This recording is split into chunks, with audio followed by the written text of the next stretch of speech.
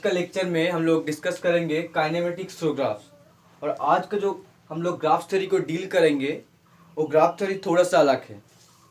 और आज का ग्राफ थ्योरी में हम लोग डिस्कस करेंगे वेलोसिटी और टाइम का कार्व। आज का ग्राफ थ्योरी में हम लोग डिस्कस करेंगे velocity versus time curve. Velocity और टाइम का कर्व डिस्कस करने के लिए हम लोग तीनों कंडीशन में आज का ग्राफ थ्योरी हम लोग डील करेंगे। तीनों कंडीशन क्या है? First condition, particle moving with acceleration, uniform acceleration. Particle moving with uniform acceleration.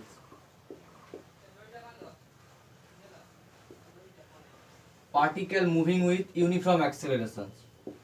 Second case क्या है? Particle moving with increasing acceleration. Particle moving with increasing acceleration. और थर्ड केस क्या है? थर्ड केस है particle moving with decreasing acceleration. Particle moving with decreasing acceleration. ठीक है, आज lecture number 4 में हम लोग वेलोसिटी और टाइम का कर्व डिस्कस करेंगे तीनों कंडीशन में। ठीक है, एक स्पेशल केस है वेलोसिटी और टाइम कर्व का। अब देखो, फर्स्ट कंडीशन में है particle moving with uniform acceleration. ठीक है, लेक्चर 3 का क्लास में हम लोग जैसे स्टार्ट किया था ग्राफ को प्लॉट करने के लिए, लेक्चर 4 का ग्राफ थ्योरी, लेक्चर 4 का काइनेमेटिक्स थ्रू ग्राफ्स में क्लास में वेलोसिटी और टाइम का कर्व प्लॉट करने के लिए हम लोग सेम पिक्चर लेंगे। बट यहाँ पे particle moving with acceleration, but acceleration पहले क्या हो रहा है? पार्टिकल का एक्सेलरेशन सेम है। दूसरा केस में क्या हो रहा है? Particle moving with increasing acceleration, मतलब एक्सेलरेशन इंक्रीज हो रहा है। और थर्ड केस में क्या हो रहा है? थर्ड केस में हो रहा है पार्टिकल का जो एक्सेलरेशन है वो डिक्रीज हो रहा है। तीनों केस को हम लोग डिस्कस करेंगे, इसीलिए एक पिक्चर लेंगे और पिक्चर के थ्रू पार्टिकल का जो मोशन है with respect to different accelerations we draw velocity and time curve. ठीक है, आप देखो, एक पार्टिकल है यहाँ पे, ये जो पार्टिकल है, पार्टिकल मूविंग विथ एक्सेलरेशन, और ये फर्स्ट केस में इसका जो एक्सेलरेशन है यूनिफॉर्म एक्सेलरेशन से, फर्स्ट केस में इसका जो एक्सेलरेशन है यूनिफॉर्म एक्सेलरेशन है। अब देखो, इसका एक्सेलरेशन यूनिफॉर्म है, इसका मतलब क्या होगा? एक्सेलरेशन यूनिफॉर्म, इसका मतलब हुआ एक्सेलरेशन यूनिफॉर्म, इसका मतलब क्या हुआ? जो यूनिफॉर्म एक्सेलरेशन, इसका मतलब हुआ इसका जो वेलोसिटी है ना, इसका जो वेलोसिटी है इंक्रीज हो रहा है। और जो इंक्रीज होने के बाद दोनों वेलोसिटी का टाइम इंटरवल है वो सेम होगा। मतलब क्या होगा? 1 सेकेंड में इसका वेलोसिटी 2 मीटर पर सेकेंड हुआ, इसके बाद 2 सेकेंड में इसका वेलोसिटी कितना होगा? 4 मीटर पर सेकेंड स्क्वायर होगा। और 3 सेकेंड में इसका वेलोसिटी कितना होगा? 6 मीटर पर सेकेंड होगा।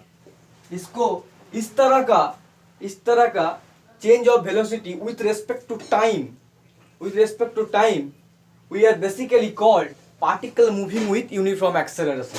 ओके, ठीक है, फर्स्ट कंडीशन के लिए हम लोग जो पार्टिकल का मोशन है उसका वेलोसिटी और टाइम का कर्व प्लॉट करेंगे। उसके लिए अगले क्लास का तरह, पिछले क्लास का तरह हम लोग एक एक्सिस लेंगे, एक्सिस हुआ, और एक्सिस का जो वर्टिकल एक्सिस है वो वेलोसिटी का एक्सिस है, और वेलोसिटी का जो टाइम स्केल है मीटर पर सेकेंड है। आप जो एक्स एक्सिस में उस एक्स एक्सिस से उसको हम लोग टाइम स्केल कहते हैं, इसको टाइम स्केल टी, और इसका जो टाइम स्केल का जो स्केलिंग है ना वो सेकेंड में होगा, जो स्केलिंग है वो सेकेंड में होगा। अब देखो इसका हम लोग पहले से ही एक वेलोसिटी है, पहले से ही एक वेलोसिटी है, ठीक है। अब हम इसका मतलब क्या हुआ, 1 सेकेंड में 1 मीटर पर 2 मीटर पर सेकेंड वेलोसिटी हुआ, मतलब 0 सेकेंड से 1 सेकेंड जाने के 0 सेकेंड से 1 सेकेंड ये जो गैप है, इसका मतलब कुछ वेलोसिटी लेके स्टार्ट किया। जो पार्टिकल का जो एक्सेलरेशन हो रहा है, इसका मतलब पहले से ही इसका कुछ वेलोसिटी है, पहले से इसका कोई इनिशियल वेलोसिटी है।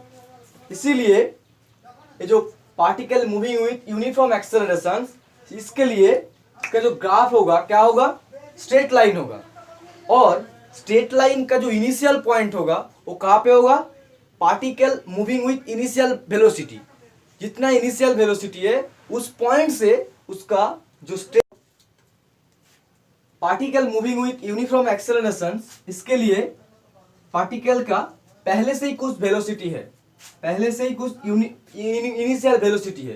इसके बाद particle moving with uniform acceleration, particle moving with uniform acceleration, ठीक है। Particle moving with uniform acceleration. Straight line क्यों हुआ, स्ट्रेट लाइन इसीलिए हुआ, यहाँ पे जो वेलोसिटी फास्ट 1 सेकेंड में वेलोसिटी था 2 मीटर पर सेकेंड, उसके बाद वेलोसिटी हुआ 2 सेकेंड में 4 मीटर पर सेकेंड, मतलब वेलोसिटी का जो चेंज है वो हर टाइम सेम ही है। वेलोसिटी का जो चेंज यहाँ पे हो रहा है 2 मीटर पर सेकेंड वेलोसिटी का चेंज हो रहा है, 2 मीटर पर सेकेंड वेलोसिटी का चेंज हो रहा है। इसीलिए ये जो कर्व है ना वेलोसिटी का और टाइम का जो कर्व स्ट्रेट लाइन हो रहा है, ठीक है। अब देखो सेकेंड केस, सेकेंड केस को हम लोग इसी पिक्चर से एनालाइज करेंगे, डील करेंगे। उसके लिए particle moving with increasing acceleration, इसका मतलब क्या हुआ, एक्सेलरेशन 1 सेकेंड में जो होगा जितना होगा 2 सेकेंड में उसका एक्सेलरेशन इंक्रीज होगा, और एक्सेलरेशन इंक्रीज हुआ इसका मतलब वेलोसिटी भी इंक्रीज होगा, और वेलोसिटी इंक्रीज हो रहा है इसका मतलब क्या हुआ, वेलोसिटी इंक्रीज हो रहा है इसका मतलब हुआ वेलोसिटी का जो चेंज है हर टाइम सेम नहीं रहेगा। यहाँ पे जो वेलोसिटी का चेंज 1 सेकेंड से 2 सेकेंड का बीच का जो वेलोसिटी का चेंज था 2 मीटर पर सेकेंड का था, 2 सेकेंड और 3 सेकेंड दोनों टाइम इंटरवल में वेलोसिटी का जो चेंज था वो कितना था, 2 मीटर पर सेकेंड। बस सेकेंड केस में 2 मीटर पर सेकेंड हर टाइम सेम नहीं रहेगा। क्या होगा ना, पहले मान लिया 1 सेकेंड से 2 सेकेंड उसका वेलोसिटी का चेंज 2 मीटर पर सेकेंड हुआ, 2 सेकेंड से 3 सेकेंड ये जो टाइम इंटरवल है इसमें वेलोसिटी का चेंज 3 मीटर पर सेकेंड भी हो सकता है, 4 मीटर पर सेकेंड भी हो सकता है, और 5 मीटर पर सेकेंड भी हो सकता है। मतलब वेलोसिटी का जो चेंज है वो हर टाइम चेंज हो रहा है। इसका मतलब हुआ इंक्रीजिंग एक्सेलरेशन। जो इंक्रीजिंग एक्सेलरेशन, यहाँ पे जो इंक्रीजिंग एक्सेलरेशन है, इंक्रीजिंग एक्सेलरेशन का मीनिंग क्या है, एक्चुअली मीनिंग क्या है इंक्रीजिंग एक्सेलरेशन। ये जो इंक्रीजिंग एक्सेलरेशन है इसका मीनिंग है, इंक्रीजिंग एक्सेलरेशन इसका मीनिंग है with constant time interval, with respect to constant time interval, change of velocity is not constant. With respect to constant time interval, with respect to constant time interval,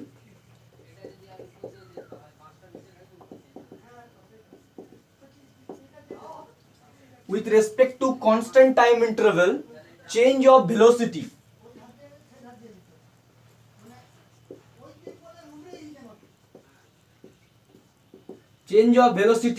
is not constant, it is increasing. Change of velocity is increasing. Change of velocity is increasing, ठीक है। Is increasing acceleration, इसका meaning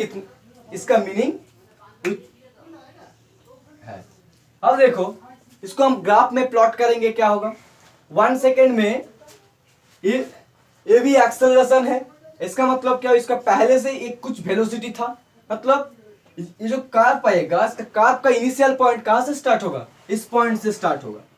अब इस point से हम लोग particle moving with increasing acceleration, इसका मतलब with constant time interval, with constant time interval, 1 second, 2 second, 3 second, 4 second, constant time interval है। इन कांस्टेंट टाइम इंटरवल में इसका जो चेंज ऑफ वेलोसिटी इंक्रीज होगा, मगर मतलब 1 सेकेंड में इसका वेलोसिटी यहाँ पे है, 2 सेकेंड में इसका वेलोसिटी यहाँ पे होगा, 3rd सेकेंड में इसका वेलोसिटी यहाँ पे होगा। इसका मतलब क्या होगा, जो कार्प मिला, इसका कार्प का नेचर ऐसा है, इसका कार्प का नेचर इंक्रीज हो रहा है विथ पैराबोलिक नेचर। अब देखो थर्ड केस क्या है, थर्ड केस है particle moving with decreasing acceleration. इसका मतलब क्या हुआ, जो पार्टिकल का मोशन है विथ सेमी कंसेप्ट है, डिफरेंट क्या है, with respect to constant time interval change of velocity is decreasing, तो इन डिक्रीजिंग एक्सेलरेशन इसका मीनिंग क्या हुआ, डिक्रीजिंग एक्सेलरेशन इसका मीनिंग क्या हुआ, डिक्रीजिंग एक्सेलरेशन इसका मीनिंग हुआ with respect to constant time interval, with respect to constant time interval,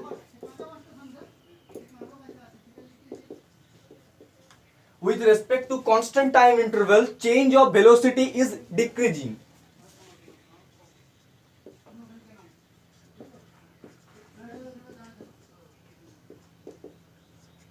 Change of velocity is decreasing. ठीक है, ये तीनों पॉइंट को नोट कर लो, तीनों point with on the basis of 3 point concept we are draw basically velocity and time curve for 3 condition। अब देखो third case के लिए with respect to constant time interval इसका वेलोसिटी का चेंज जो डिक्रीज होगा, इसका मतलब 1 सेकेंड में यहाँ पे है, 2 सेकेंड में यहाँ पे है, 3rd सेकेंड में यहाँ पे हुआ, 4th सेकेंड में यहाँ पे हुआ। इसका मतलब जो कार्प मिला, इसका जो कार्प मिला ऐसा होगा, तो ढंग से ड्रॉ करेंगे तो कितना कैसा होगा, ऐसा होगा। ठीक है, अब इसको समराइज करते हैं हम लोग, ट्रेस करता हूं क्या क्या पॉइंट मिला, बेसिकली क्या क्या पॉइंट मिला। अब देखो क्या क्या पॉइंट मिला,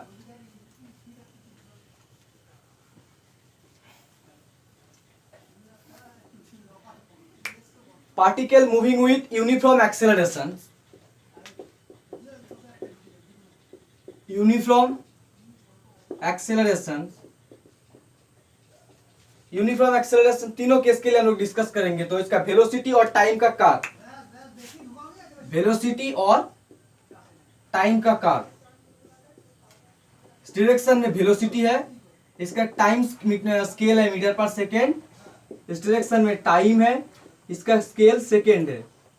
अब देखो इसका जो 3 कंडीशन था, uniform velocity, uniform acceleration, increasing acceleration और डिक्रीजिंग एक्सेलरेशन। यूनिफॉर्म एक्सेलरेशन के लिए क्या है, यूनिफॉर्म एक्सेलरेशन के लिए ये वाला कार्व है, इंक्रीजिंग एक्सेलरेशन के लिए कार्व क्या है, इंक्रीजिंग एक्सेलरेशन के लिए कार्व ये है, डिक्रीजिंग एक्सेलरेशन के लिए कार्व क्या है, डिक्रीजिंग एक्सेलरेशन के लिए कार्व ये है। अब देखो इसका मतलब क्या हुआ, इसमें यूनिफॉर्म एक्सेलरेशन का जो स्लोप था, हम इसको इसको O से डिनोट किया, इसको A से डिनोट किया, इसको B से डिनोट किया, और इसको C से डिनोट किया, और इसको D से डिनोट किया। अब देखो A और B का जो कार्व है, AB कार्व का स्लोप और AC कर्व का स्लोप और AD कर्व का स्लोप, ये दोनों में एक डिफरेंट है। डिफरेंट क्या है?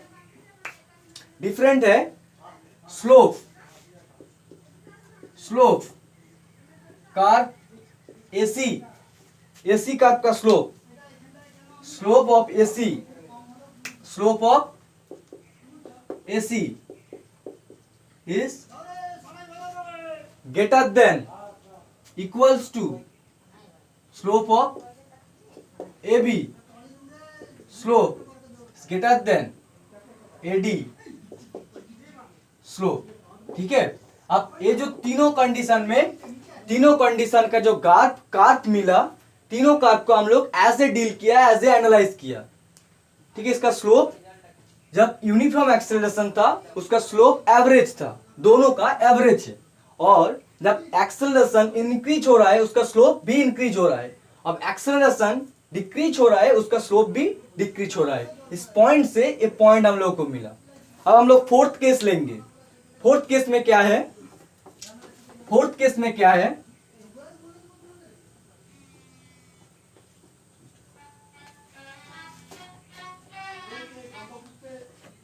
फोर्थ केस में क्या है?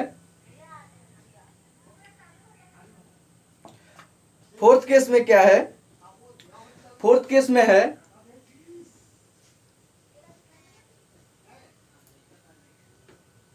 फोर्थ केस में क्या है मान? फोर्थ केस में पार्टिकल का जो मूविंग है वो तीनों कंडीशन में कैसे मूव कर रहा है पार्टिकल।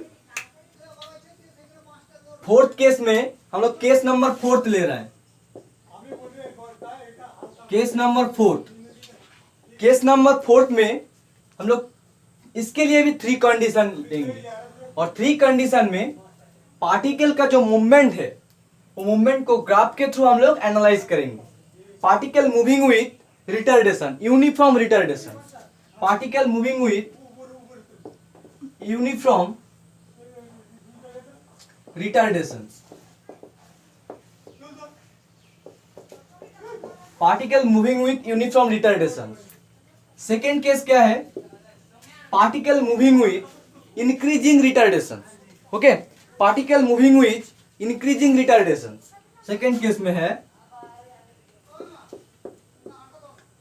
पार्टिकल मूविंग विथ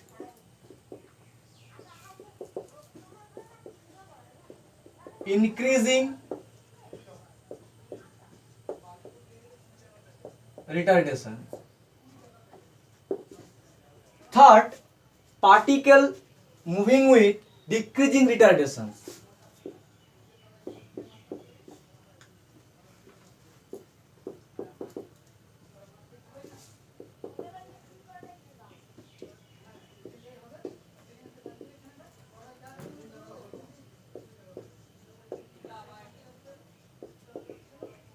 इस तीनों केस के लिए हम लोग डिस्कस करेंगे। ओके, अब देखो, पार्टिकल मूविंग विथ रिटार्डेशन लेके मूव कर रहा है, यूनिफॉर्म रिटार्डेशन। इसके लिए भी हम लोग एज्यूम किया एक पार्टिकल है, वो पार्टिकल रिटार्डेशन लेके पहले मूव कर रहा है। एक पार्टिकल है, पार्टिकल मूव कर रहा है विथ रिटार्डेशन,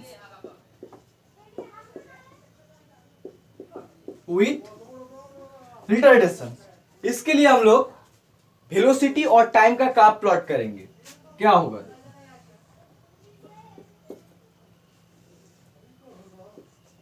सेक्शन में सेम ही है वेलोसिटी, इसका स्केल मीटर पर सेकेंड है, टाइम है, इसका स्केल सेकेंड है। अब देखो इसमें क्या हो रहा है, फर्स्ट केस में क्या हो रहा है? फर्स्ट केस में particle moving with uniform retardation. Uniform retardation का मीनिंग क्या है? इसका जो वेलोसिटी है ना डिक्रीज होगा with constant time interval. Change of velocity का decrease, change of velocity is constant, but यहाँ पे वेलोसिटी डिक्रीज हो रहा है। यूनिफॉर्म रिटार्डेशन, इसका मीनिंग क्या है? यूनिफॉर्म रिटार्डेशन इसका मीनिंग क्या है?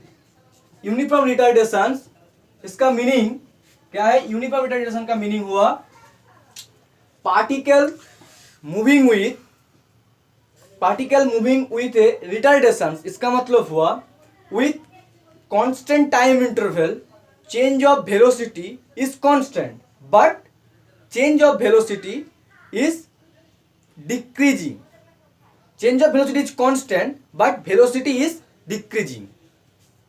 इसका मतलब क्या हुआ, पॉइंट में हम लोग इसको नोट करेंगे। इसका मतलब क्या हुआ, इसका मतलब हुआ with constant time interval, with constant time interval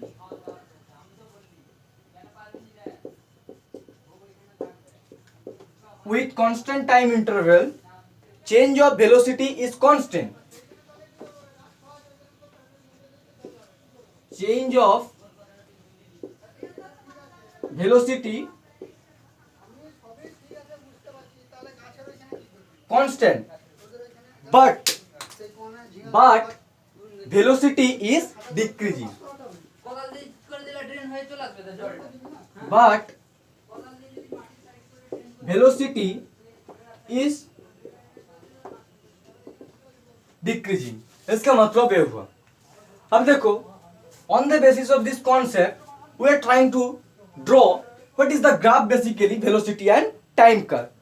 अब देखो इसमें क्या हो रहा है, वेलोसिटी डिक्रीज हो रहा है और कांस्टेंट टाइम इंटरवल में वेलोसिटी का जो चेंज है वो भी कांस्टेंट है। अब देखो रिटार्डेशन लेके मूव कर रहा है, मतलब पहले से ही कुछ वेलोसिटी था, उसके बाद वेलोसिटी धीरे धीरे से घट रहा है और किस डायरेक्शन में जा रहा है, टाइम एक्सिस का जिस पॉइंट में जीरो होगा, मतलब जीरो के तरफ जा रहा है। इसका वेलोसिटी एकदम से घट रहा है, घटते घटते घटते घटते जीरो के तरफ जा रहा है। इसका मतलब पहले से ही इसका एक वेलोसिटी है, पहले से एक वेलोसिटी है और वेलोसिटी का चेंज हो रहा है with respect to constant time interval. मतलब क्या हो रहा है, ऐसा काट मिलेगा, ऐसा कार मिलेगा। सेकेंड केस में क्या है, देखो particle moving with increasing retardation, इसका मतलब क्या होगा, विथ कांस्टेंट टाइम इंटरवल। इसका मतलब हुआ, इसको हम लोग इरेज करते हैं, ठीक है। जो सेकेंड केस है, जो सेकेंड केस है, उस सेकेंड केस का मीनिंग क्या है, विथ इंक्रीजिंग रिटार्डेशन। इसका मीनिंग क्या है, with constant time interval, with constant time interval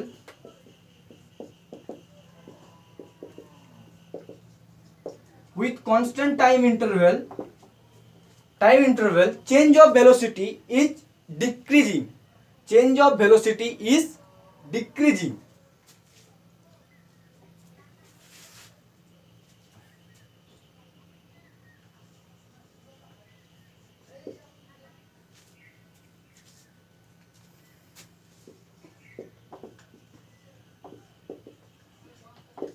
change of velocity is decreasing।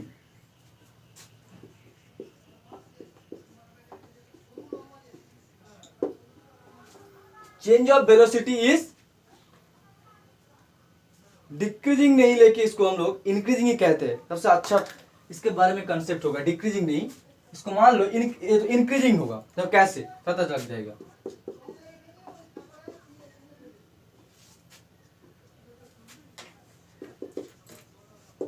Increasing, ठीक है, चेंज ऑफ वेलोसिटी इंक्रीज होगा। बट यहाँ पे रिटार्डेशन है, मतलब वेलोसिटी क्या हो रहा है, जो वेलोसिटी है ना, वो वेलोसिटी का इंक्रीजिंग तो हो रहा है बट रिटार्डेशन हो रहा है, मतलब उसका वेलोसिटी घट रहा है। मान लो पहले एक वेलोसिटी था, उसके बाद -6 से 4 हो रहा है, 4 से 2 हो रहा है, ऐसे ऐसे कैसे करके इंक्रीजिंग हो रहा है, चेंज इंक्रीजिंग हो रहा है। मगर वेलोसिटी जो रिटार्डेशन के लिए वेलोसिटी डिक्रीज हो रहा है, ऐसे आएगा, ऐसे आएगा। और थर्ड केस में क्या होगा, with constant time interval change of velocity is decreasing, और इसके लिए जो कर्व होगा, इसके लिए कर्व ये वाला होगा, ठीक है। तीनों केस और ये फोर्थ केस हम लोग डिस्कस किया। और ग्राफ थ्योरी को समझने के लिए फोर्थ केस बहुत अच्छे से अंडरस्टैंडिंग में आना चाहिए, ठीक है। अब हम लोग एक सिंपल सा प्रॉब्लम लेके ग्राफ थ्योरी को और भी डीपली एनालाइज करेंगे, ठीक है, डीपली एनालाइज करेंगे। क्या है देखो,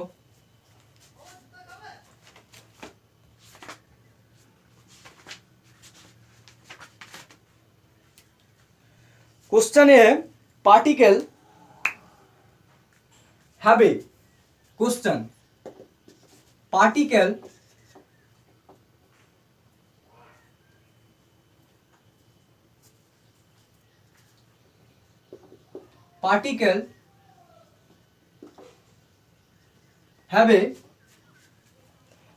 have a acceleration and time curve.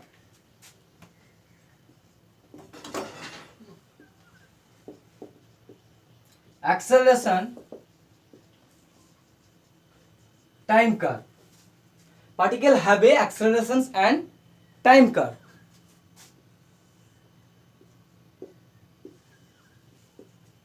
क्या कर्व है?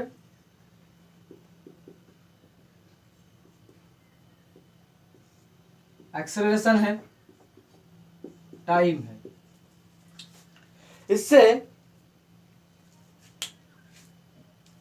हम लोग प्लॉट करेंगे वेलोसिटी और टाइम कर्व।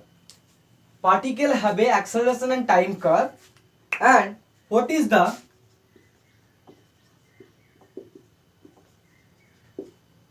वेलोसिटी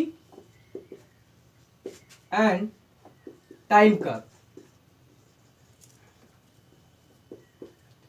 इसके बारे में हम लोग डिस्कस करेंगे। Particle have a acceleration and time curve और what is the velocity and time curve, ठीक है।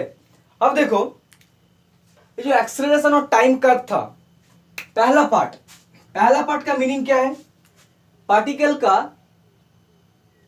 1 सेकेंड में जो एक्सेलरेशन है, 2 सेकेंड में भी एक्सेलरेशन सेम ही है और 3 सेकेंड में भी एक्सेलरेशन सेम है। मतलब particle moving with uniform acceleration, particle moving with uniform acceleration. इसका मतलब हुआ particle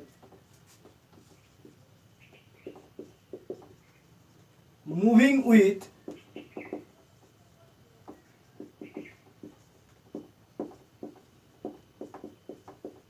uniform acceleration,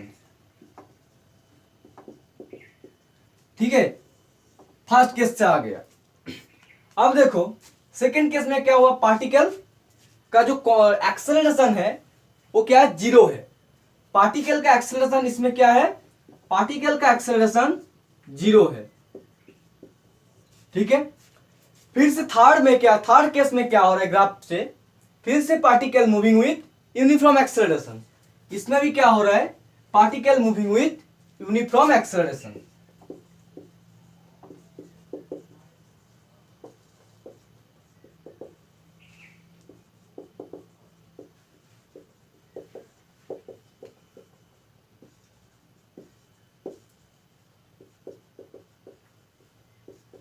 particle moving with uniform acceleration. अब जो तीनों केस मिला, तीनों केस के यूज करके हम लोग इसका जो वेलोसिटी और टाइम कर्व है ना, इसको ड्रॉ करेंगे। अब देखो जो तीनों केस है, इसके लिए हम लोग वेलोसिटी और टाइम का कर्व प्लॉट करेंगे। वेलोसिटी और टाइम का कर्व क्या होगा? वेलोसिटी और टाइम का कर्व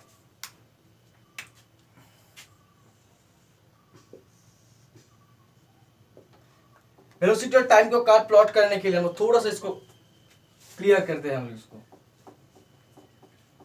इसको बहुत अच्छे से समझ आ जाएगा। लेफ्ट साइड में हम लोग इसको ड्रॉ करेंगे। यहां से थ्री केस मिला। यूनिफॉर्म एक्सेलरेशन लेके जा रहा है,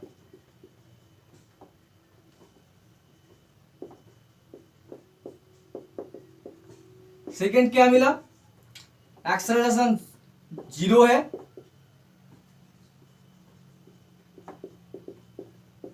एक्सेलरेशन इज 0। थर्ड में क्या है? Uniform acceleration.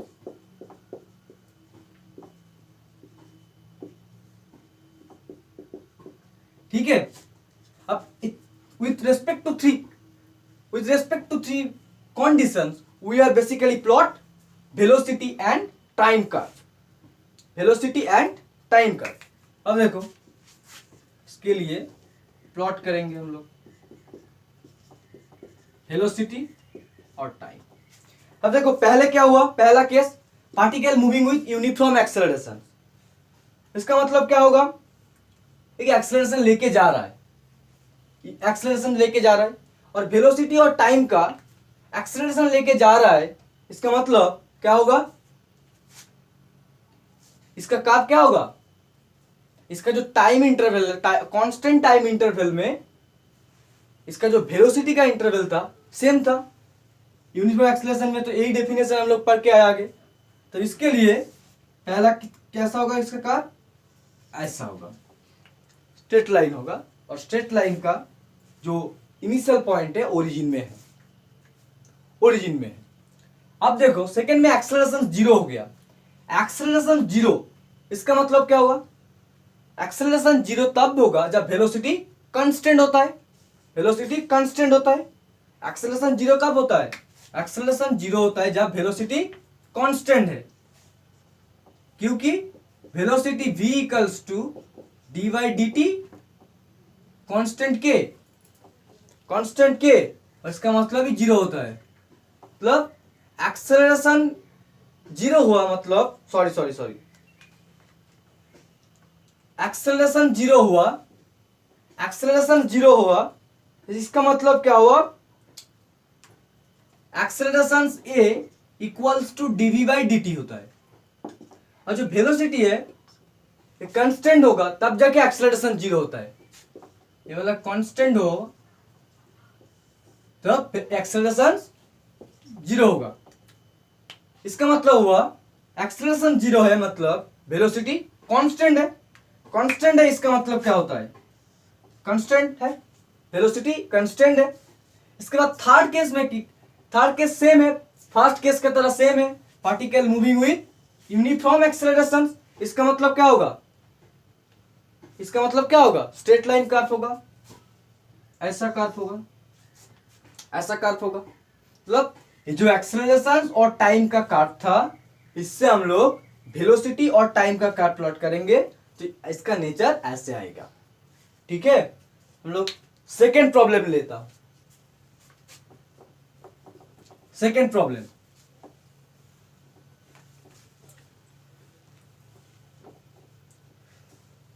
सेकेंड प्रॉब्लम थोड़ा सा इंटरेस्टिंग है